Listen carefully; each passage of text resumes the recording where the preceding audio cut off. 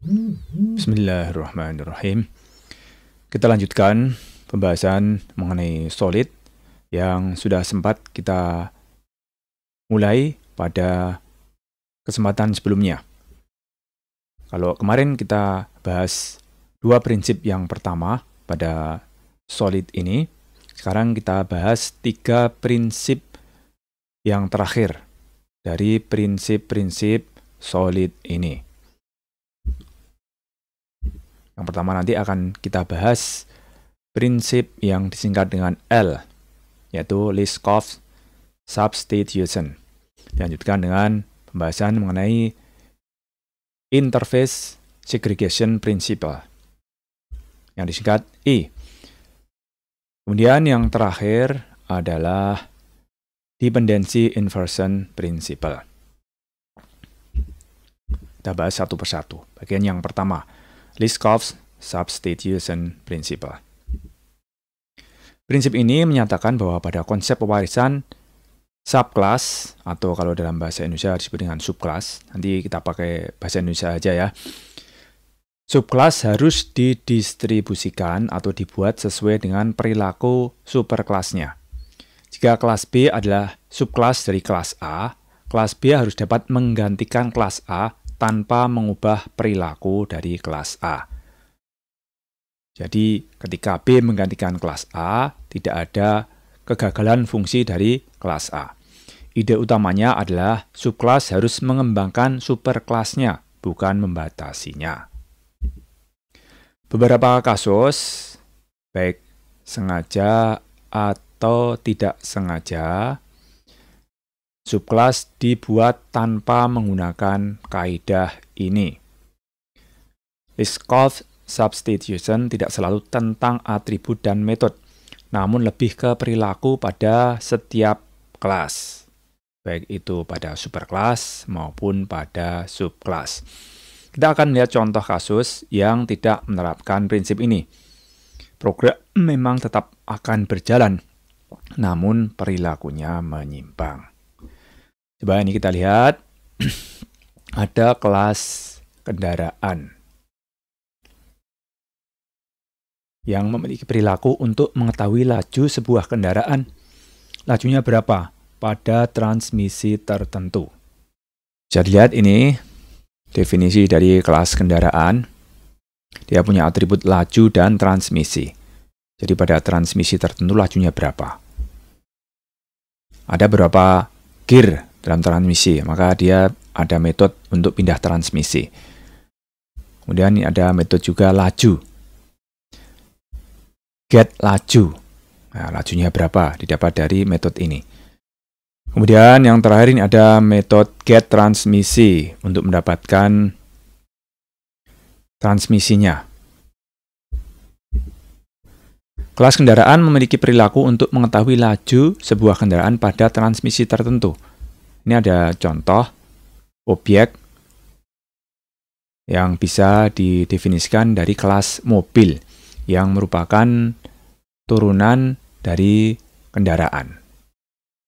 Ya, dia masih mewarisi metode yang dari kendaraan mobilnya ini. Ada metode yang di off-ride, yaitu pindah transmisi dan laju. Ini berasal dari superkelasnya. Kelas mobil harus mempertahankan perilaku tersebut dengan memberikan nilai transmisi dan nilai laju. Sekarang kita lihat apa yang terjadi jika kita memaksakan becak untuk menjadi turunan dari kendaraan. Ternyata dia tidak bisa mewarisi metode-metode yang ada di kendaraan. Tentu saja ini becak yang masih asli, belum dimodifikasi. Kelas kendaraan memiliki perilaku untuk mengetahui laju sebuah kendaraan pada transmisi tertentu. Kelas becak tidak mempertahankan perilaku dari kelas kendaraan karena tidak memberikan nilai transmisi.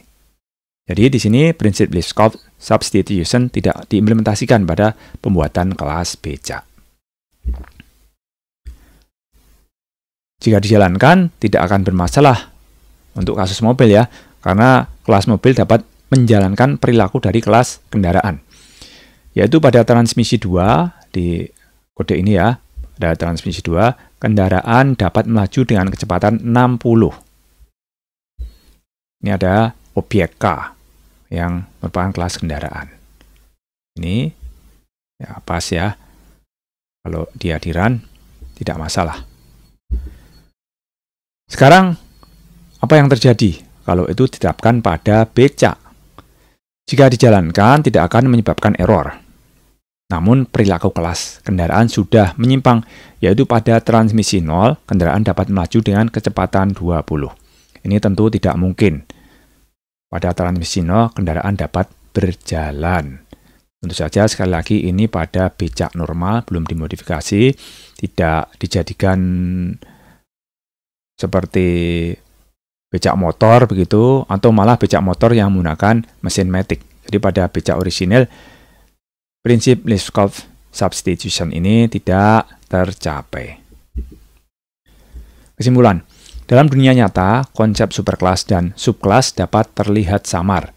Liskov substitution adalah sebuah konsep atau struktur yang susah diidentifikasi atau ditemukan dalam kode program, karena tidak menyebabkan error, sehingga penerapannya harus dilakukan saat merancang atau pada saat mendefinisikan suatu kelas atau struktur kelas. Pada konsep MVC, prinsip Liskov substitution biasanya digunakan pada bagian model dan view. Jika memang suatu subkelas tidak dapat memenuhi prinsip Liskov substitution, jangan dipaksakan untuk menjadi subkelas. Jadi bisa berdiri sendiri atau bisa membuat superkelas dengan perilaku yang sesuai. Pada studi kasus tersebut, mobil dan becak ternyata tidak berasal dari induk yang sama, tidak berasal dari kendaraan. Solusi pertama adalah dengan membuat kelas mobil dan becak sebagai kelas yang berdiri sendiri. Solusi kedua adalah dengan membuat dua perilaku yang berbeda, misal kendaraan bermotor dan kendaraan non-motor. Kita lanjutkan dengan prinsip interface segregation. Prinsip ini adalah upaya memecah interface atau abstrak yang terlalu besar menjadi interface yang lebih spesifik. Ide utamanya adalah sebisa mungkin subkelas tidak memiliki metode yang tidak diperlukan atau tidak digunakan. Perlu diingat, suatu kelas dapat menggunakan beberapa interface sekaligus, sehingga tidak akan menjadi masalah ketika kita memecah interface menjadi lebih spesifik. Ini ada contoh interface buku. Nah, ini semua pasti tentang buku ini. Set judul, set halaman, set besar file, get judul, get halaman, get besar file. Interface di samping tidak menyalahi prinsip single responsibility karena menangani urusan yang sama. Jadi ini satu urusan ini ya. Jadi yang namanya urusan atau satu tugas atau satu fungsi dalam arti kegunaan begitu ya, itu tidak mesti ditunjukkan dengan banyaknya metode. Ini memang banyak metode. Ada berapa ini? 6 ya. Tapi ini kan urusannya sama, urusan tentang buku. Namun interface di samping bisa jadi menyalahi prinsip Liskov substitution jika digunakan oleh kelas buku cetak dan buku digital. Salah satu solusi yang dapat dilakukan adalah dengan merampingkan interface tersebut sesuai dengan prinsip interface segregation. Ya kan? Jika ini digunakan untuk buku cetak, maka set besar file dan get besar file tidak terpakai. Kita akan memecah interface menjadi dua, supaya ini tidak terlalu besar atau tidak terlalu gemuk, yaitu interface buku untuk menangani buku analog dan interface digital untuk menangani buku digital. Upaya merampingkan interface dapat menguatkan prinsip single responsibility dan prinsip Liskov substitution. Jika dilakukan dengan tepat, prinsip interface segregation juga akan menguatkan prinsip open close. Hal ini juga mengindikasikan bahwa terdapat keterkaitan di antara prinsip-prinsip pada konsep solid. Coba nih, sudah terlihat kalau interface buku dipecah. Dalam arti dibuatkan interface lain yang lebih relevan untuk buku digital atau e-book. Jadi yang tidak relevan untuk buku cetak itu dibuat interface buku, kemudian yang digital dengan digital Java. Dengan pemisahan interface di samping buku Java dan buku digital, maka kelas buku cetak dan buku digital akan menggunakan interface yang sesuai. Buku cetak akan menggunakan interface buku saja, jadi hanya satu interface. Sementara buku digital akan menggunakan interface buku dan digital. Ya, jadinya seperti ini. ada kelas buku cetak, implement dari buku. Ini juga ada kelas buku digital yang mengimplement buku dan digital. Jadi dia menggunakan buku dan digital sekaligus. Sedangkan yang buku cetak, dia hanya menggunakan buku saja. Yang terakhir, yaitu prinsip dependency inversion.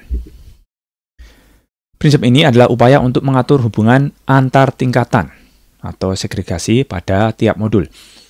Prinsip dependency inversion menyatakan bahwa high level modules, HLM, saya baca dengan bahasa Indonesia ya, seharusnya tidak bergantung pada low level modules atau LLM.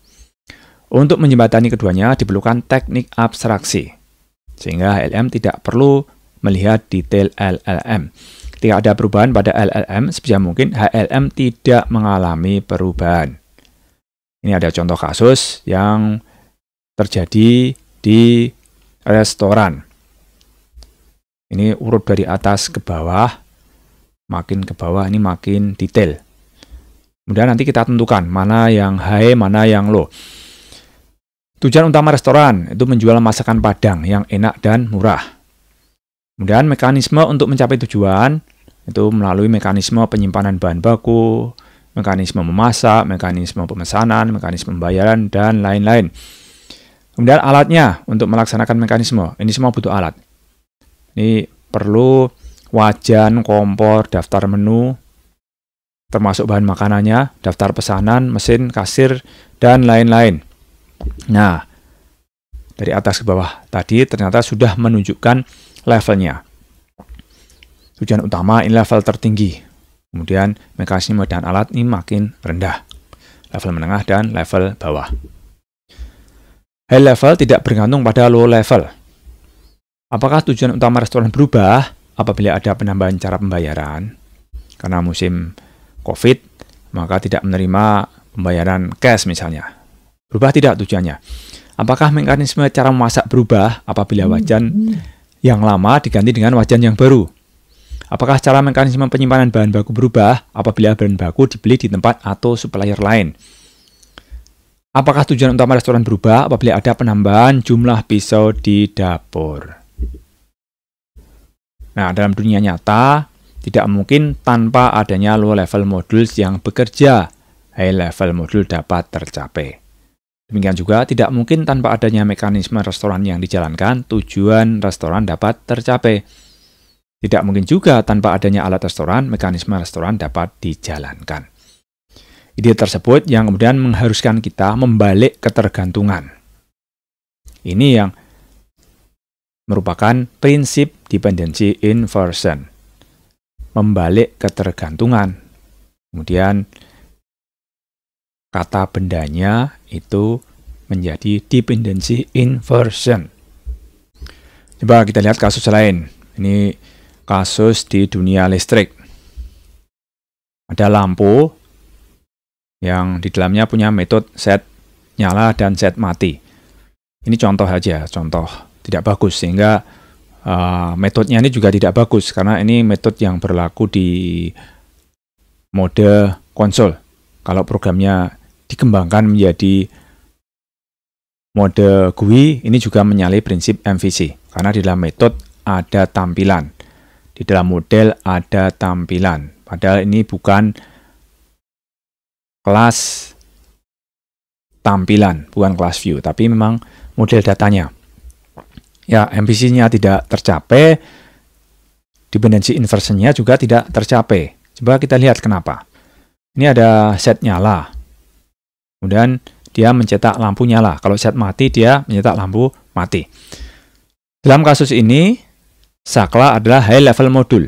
Di sini tidak ada saklar ya. Jadi lampu berdiri sendiri. Padahal kan ada kelas lain, ada lampu saklar. Jadi dalam kasus ini saklar ada high level module dan lampu ada low level module. Karena ketergantungannya pada saklar. Lampu itu nyala atau mati kan di saklar. Kenapa itu tidak bagus? Coba kita perhatikan. Bahwa saklar langsung menggunakan lampu. Ini ya. Saklar langsung menggunakan lampu. Kemudian ini kondisinya ya. Kondisinya sedang posisi on atau off. Hal ini mengindikasi bahwa saklar yang berperan sebagai high level modul bergantung ke lampu yang berperan sebagai low level modul. Pada kasus ini prinsip dependency inversion tidak tercapai. Ini kalau di run ya. Di run, ini walaupun sama-sama metode tekan saklar, karena kondisinya disebut toggle gitu ya. Kalau salah jadi benar, kalau benar jadi salah. Ya kan, lampu itu seperti itu kan. Kalau nyala, diklik, ditekan, saklarnya akan menjadi mati. Kalau mati, ditekan, saklarnya akan menjadi hidup. Sama-sama menekannya. Bayangkan ketika kita ingin menambah low level, misalnya kipas. Maka kita juga harus mengganti saklar yang dapat digunakan untuk kipas. Karena saklar bergantung pada perangkat atau alat. Ya, untuk menghindari adanya ketergantungan yang lebih tinggi pada level yang lebih rendah, ketergantungan saklar malah pada alatnya, maka ada solusinya. Solusinya seperti ini. Ya, di sini ada interface bersaklar. Di metode set nyala dan set mati tadi dibawa ke interface bersaklar. Ini merupakan jembatan untuk high level modul dan low level modul. Sehingga ketika kita mendefinisikan kelas lampu, kita bisa menggunakan interface bersaklar seperti ini.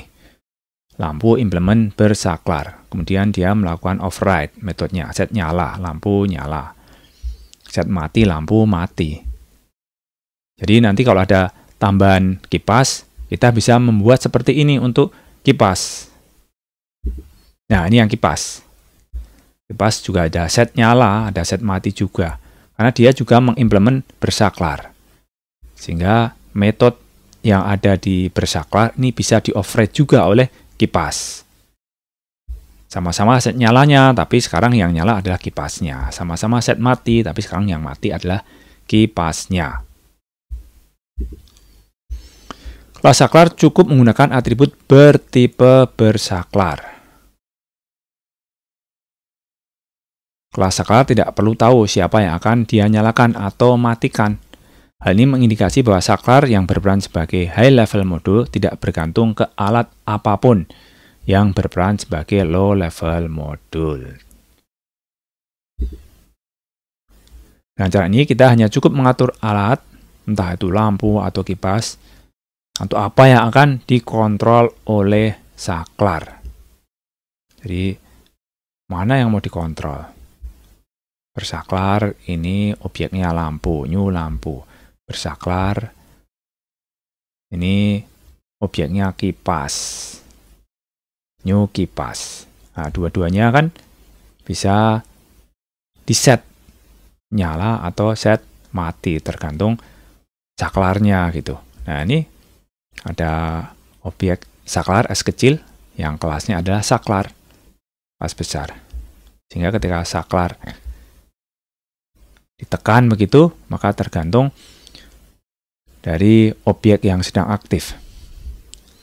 Karena ini posisi terakhir